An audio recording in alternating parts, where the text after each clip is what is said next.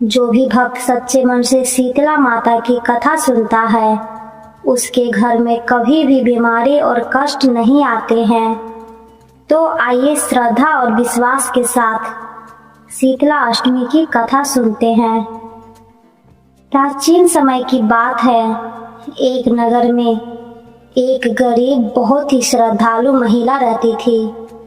वह हर साल शीतला अष्टमी का व्रत बहुत श्रद्धा से करती थी।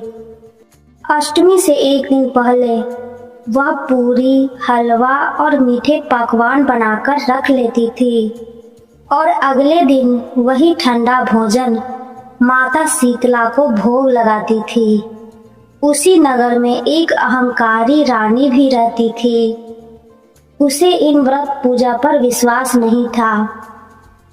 जब शीतला अष्टमी का दिन आया तो पूरे नगर के लोग माता की पूजा कर रहे थे और ठंडा भोजन खा रहे थे। लेकिन रानी ने कहा, मैं बासी खाना नहीं खाऊंगी, मैं तो आज गर्म पकवान